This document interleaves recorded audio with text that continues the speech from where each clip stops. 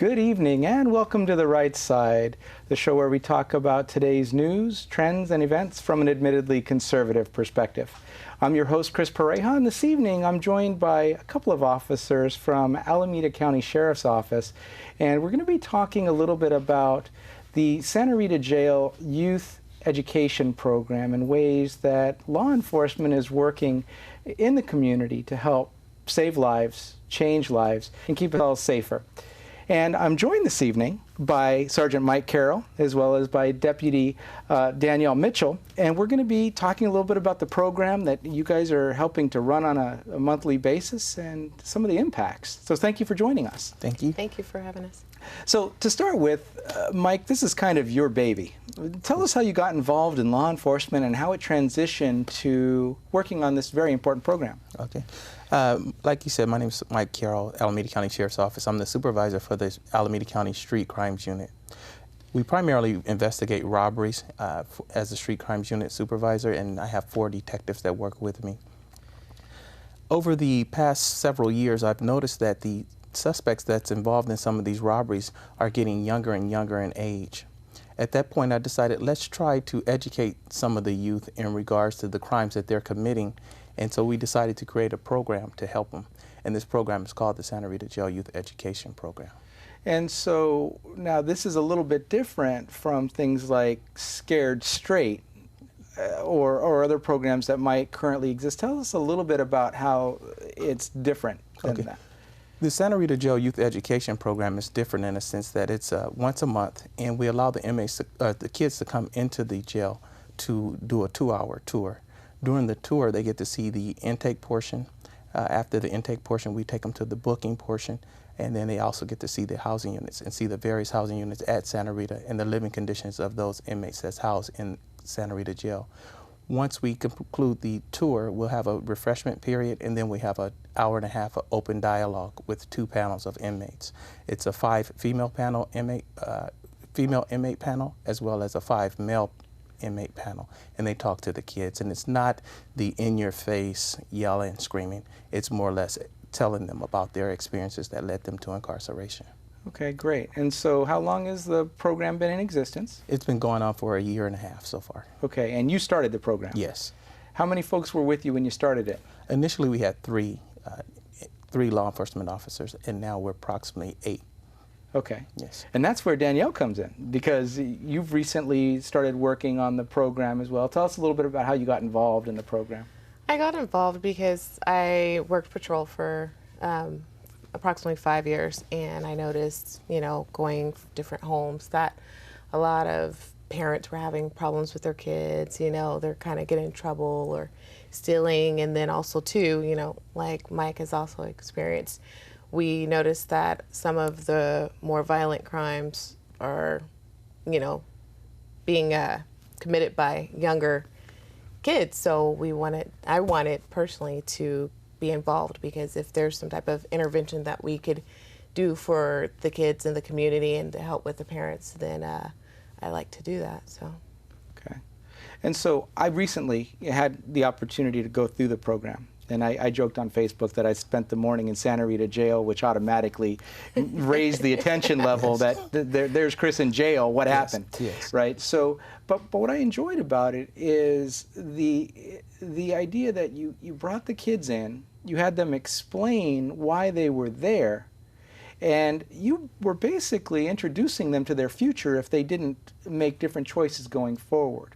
And although the officers were firm, it wasn't the yelling and screaming, and I joked with some of the officers that you could tell they're teddy bears anyway. It's like, I know you guys are being serious, but you were almost smiling as you were telling those kids to sit down and put their hands above the table, etc. And so it was obvious that when I came through that it was an environment that, even though it was a prison environment or a jail environment, that you guys cared. Yes. Yes. And then I learned more, yes, which excited me more. Tell me a little bit about how many billions of dollars are invested in this program on an annual basis? Well, right now we're working on volunteer basis. So you guys, greedy law enforcement officers, working the overtime for free. Yeah. I have deputies that's dedicated, loyal to the program. They show up every program, and they volunteer 5 hours. Throughout the month, we have maybe 2 or 3 meetings, and they volunteer that time also. So right now, we're working with volunteer hours only. So. Right. And so there are refreshments, and I know the red vines were extremely popular at the session that I went to, because they ran out of water. Do you guys take that out of your own pocket, or do people donate those resources? We have a couple of donations that help provide for the refreshments that we provide. So yes. Yeah. So I mean, to me, I learned that. And I was excited that this is a community-driven program. You guys are just doing it because it's the right thing to do. You've seen in your own day job, when you're on the clock, there's a problem in the community, but you didn't just ignore the problem. You said, how can we go about solving this? And this was kind of what came to fruition. So let's talk people a little bit through the tour and how it works. But first, let's talk about how the kids end up in the program, because that was one of my questions. Are these wards of the court or whatever I saw in the brochure that you're not allowed to be there if you're already on probation? Mm-hmm. How do the kids get into the program? Right now, we're working with the Alameda County Youth Court. They provide the vast majority of the kids. We also work with a lot of the community youth programs, and they provide kids also. The Deputy Sheriff's Athletic League provide kids, send kids to our program. And now we're also incorporating some of the unified school districts, San Leandro, Hayward, Castro Valley, as well as San Lorenzo. And I was noticing trends as well, as a number of kids from certain schools would be there, and that's partially because they're there from the youth program? Yes. Or are you seeing more activity at specific schools? Or both? A little bit of both, actually. Yeah.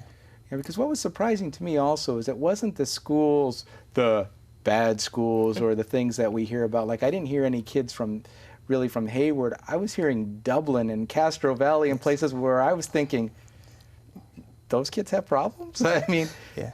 What it is, a lot of kids are doing adult-like crime. Right. And so some of those kids that were part of the youth court were referred to our program because instead of going to juvenile hall and getting involved with the probation department, they'll send them to our program in lieu of serving time at juvenile hall or going through the probation department. And a lot of them, I don't think, understand the severity of the crimes that they're committing. Exactly. Right. Yes. Because I learned, for example, the difference between theft and burglary. In the program, and the idea that, I mean, talk to me a little bit about some of the crimes that you see pop up regularly. Theft of cell phones is really big, where, you know, the iPhones and the different smartphones going around, you know, kids will beat up another kid and steal it and whatnot, you know, and take off and run. And they have groups form where they have names, and they're not gangs, you know, but they have their little street names, and that's what they do. They go around the streets and they'll take your jewelry, they'll take your cell phones, they'll take your money, you know, and run off. And, you know, sometimes they're armed with firearms to commit these crimes. So.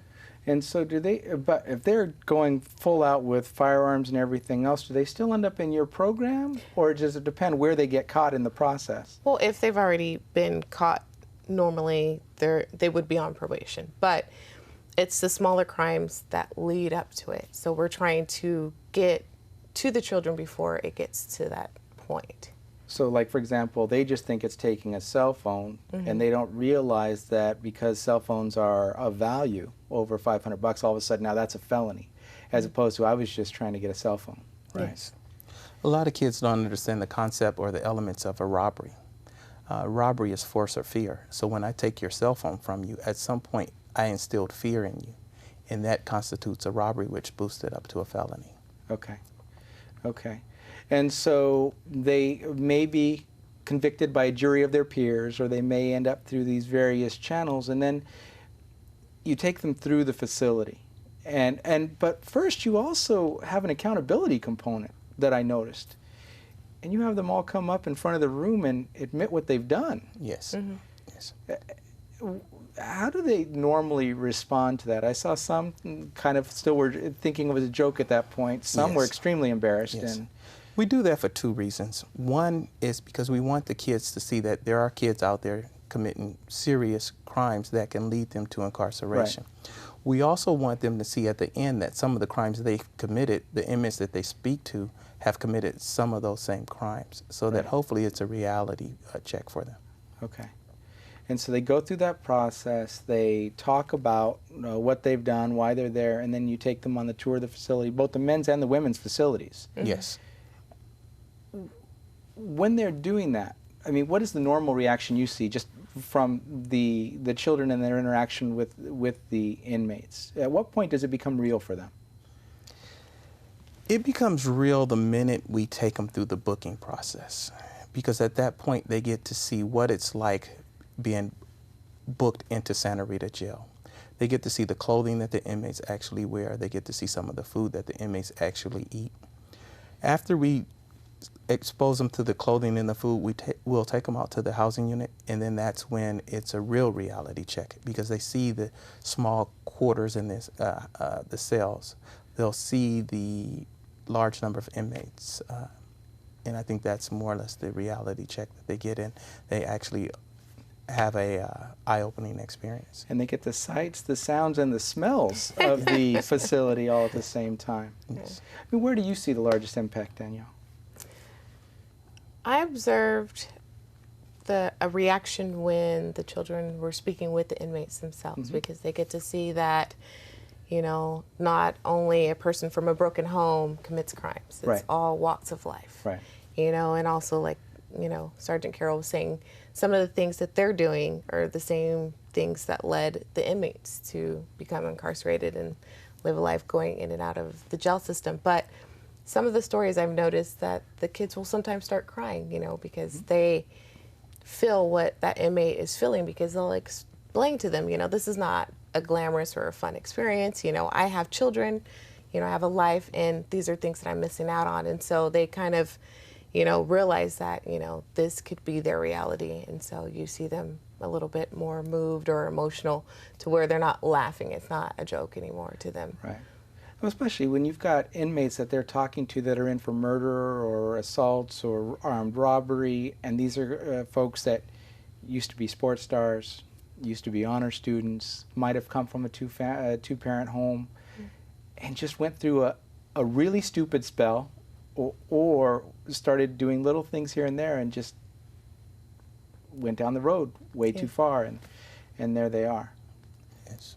So talk to me about some of the issues you've run into in implementing this program. Did you get a lot of input from other systems or other law enforcement personnel in other parts of the state or country? How did you lay the infrastructure for this? Well, this program has never been done in this fashion. You do have the Scared Straight program, as you mentioned earlier, but for educational purposes, this has never been done. So a lot of it was more or less trial and error. We had to create policies. We had to go to the Juvenile Justice Protection Act to get information on when we can allow kids in and when we can't allow kids in. That's when we found out that you can't allow kids in that are actively on probation. So it's a lot of hurdles we had to climb in order to get the program going. Okay, and so so there was no one else to really model this after? No, it's not. Okay, and so if another law enforcement agency or just an active community member said, hey, wait a minute, this sounds good, this is something that we could use to square our own kids away, or maybe they were watching and saying, they need this at my school where my children go, are you willing to provide guidance and help this kind of a thing grow virally in other areas? Yes. Yes, we're willing to do that. Okay, great. So what have been some of the benefits you've seen of the program?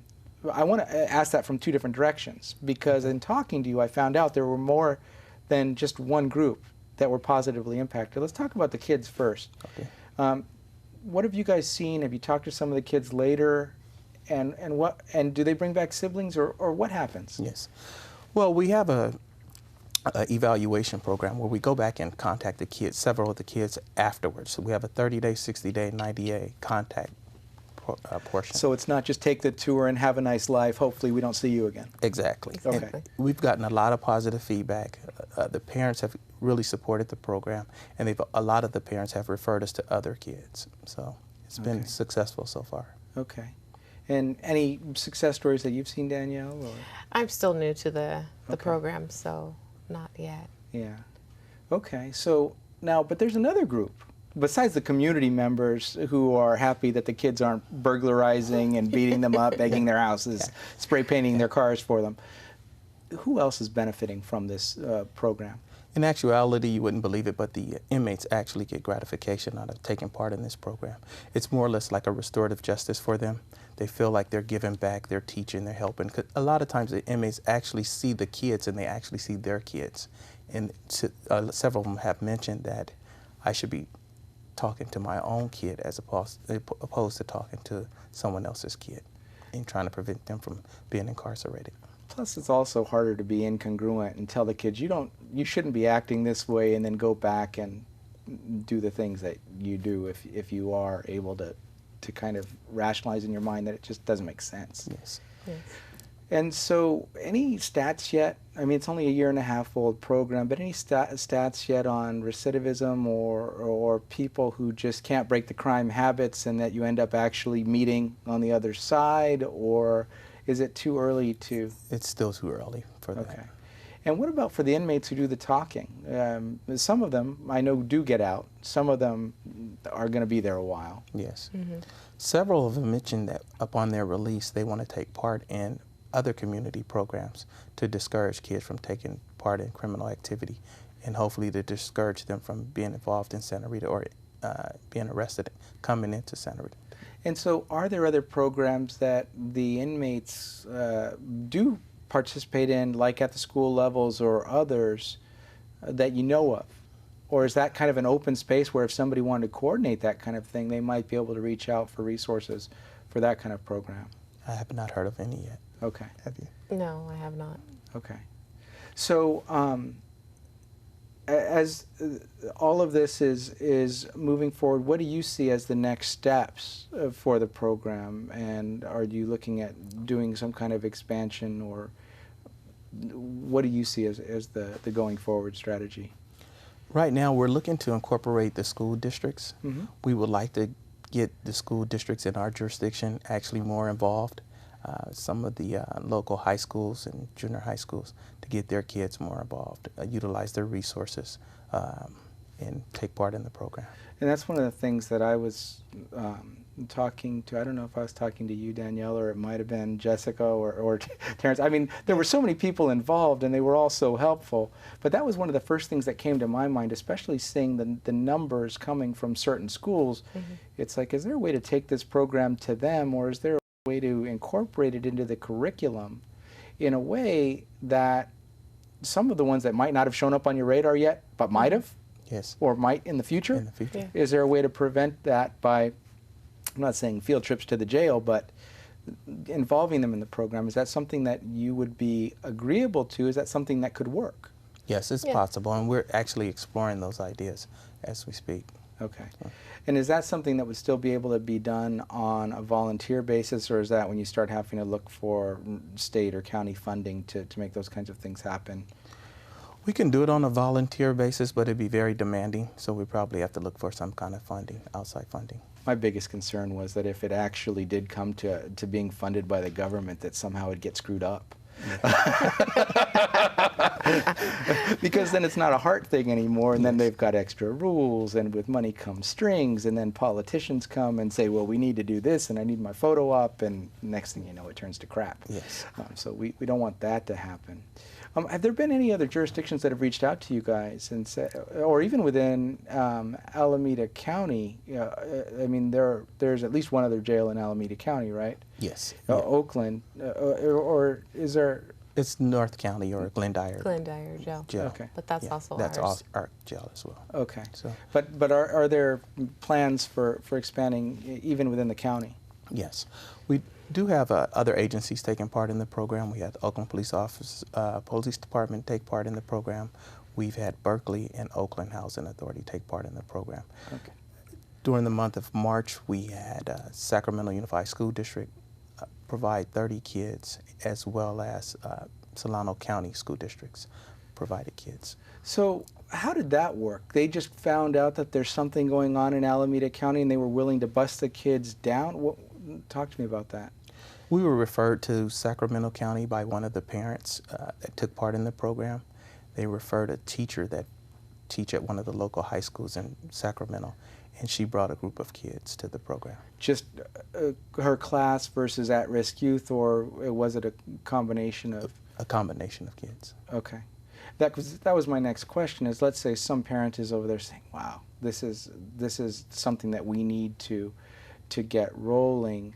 Is that where your leads come from for that kind of thing?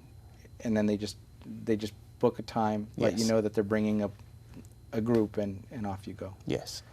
Well, Okay. the program is open to all youth. So if, for example, there's someone you know that's having a problem with their teen, and, you know, no matter what they say, it's not, you know, working, because a lot of times kids don't want to listen to their parents. Right. So if they want someone else to just talk to them and show them, okay, well, this is where you can end up. And then also with the program, they get to go inside the jail and see that it's not like TV, you know, it's reality set in. You know, it might be helpful to hear it from someone else. And so we're open to have those children also. And that's the way it worked even in the tour that I took. Yeah. You had the front row seats for the special guests, and then you had everyone else that was outside the spit zone who didn't have to introduce themselves to the group because they were just there as a sibling or just as someone who was interested in seeing how the program worked. Yeah. When do the programs normally take place?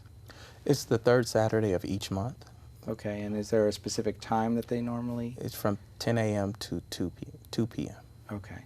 And so when somebody's thinking about doing it, they should probably reach out ahead of time, let you know. Yes. There's some background information that they have to provide, et cetera. Yes. Right. So I know that normal people are supposed to do it that way and follow the rules, right? So, and so what other kinds of things, we've got about a couple minutes left, what other kinds of things should people know about the program or about some of the benefits from it or just generally? I think the program is it's a very successful program. Parents have given us a lot of positive feedback. The kids have given us a lot of positive feedback through the evaluations that they've submitted. Just want to keep the program going. I think it's a very valuable tool for the kids in the community so that they can see by making ill-advised choices there's repercussions, and this is Santa Rita Jail is one of the repercussions for the choices that you make. And just at a high level, because we are limited on time, talk to me about the ramifications of the prison system, the official prison system having to reduce their numbers and how that impacts the inmates and the learning curve within your own facility. Yes. Yeah. With AB 109, a new law that came out in regards to prison reform, it has really impacted the prison with a lot more sophisticated inmates. And so some inmates that are housed at Santa Rita County Jail should actually be held in a state facility, but in actuality they're in a county jail. So coming into Santa Rita Jail, you're coming into a very sophisticated Criminal environment. All right. Well, so we're about out of time for this segment. Tell people how they can get a hold of you if they want to learn more about the program or support you in some way. Okay. You can contact me at Michael Carroll, email mcarroll@acgov.org. Okay, great. And we're going to post that up on the screen so people can see that. I appreciate both of you coming tonight and sharing a little bit about your passion and the things you're doing to keep the community straight. Thanks. Thank you. Thank you. And at this point, we'd like to share a little bit of information about our underwriter, the Conservative Forum.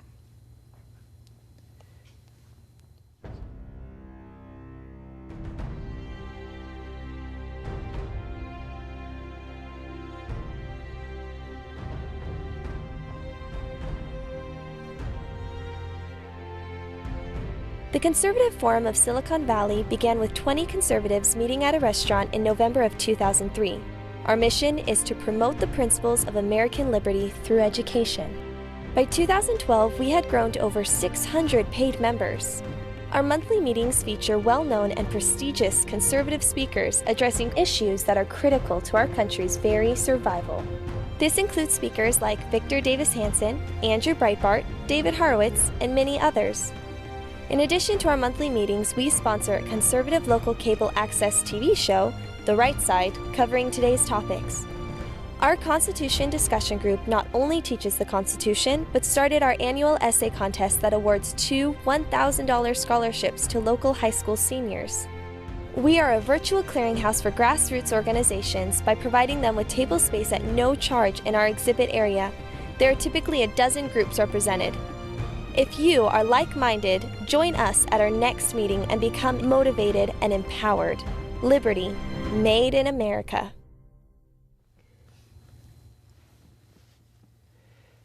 And welcome back to The Right Side. Again, I'm your host, Chris Pareja, and that was a word from the Conservative Forum.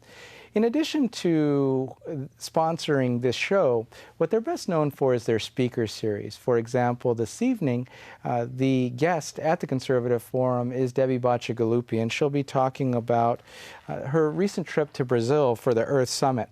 In August, we will be hearing from Steve Forbes and Elizabeth Ames, co-authors of the Freedom Manifesto.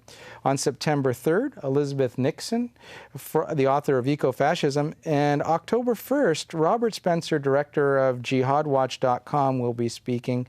And in December, there will be things lined up for our end of the year celebration. You can find out more about the Conservative Forum at theconservativeforum.com, and you can attend the events about 3 minutes from here at 432 Steerlin Road in Mountain View.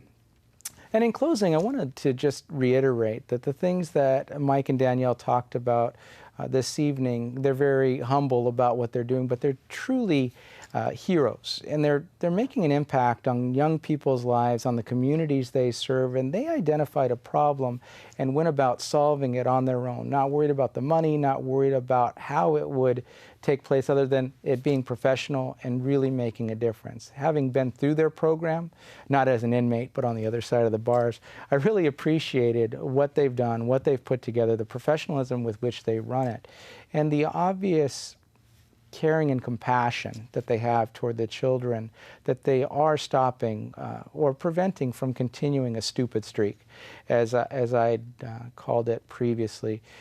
I know, looking at my own youth, there were a couple of there was a police officer that I met along the way and supportive family members that weren't involved in a program like this, but I think we all have the potential to fall down a road if we're not careful, and their program really can make a difference. So I encourage you to reach out, to learn more, and to help out if you can. Again, this has been The Right Side. I've been your host, Chris Pareja, and we're looking forward to seeing you again in person or on the show sometime soon. Thanks a lot. Have a great night.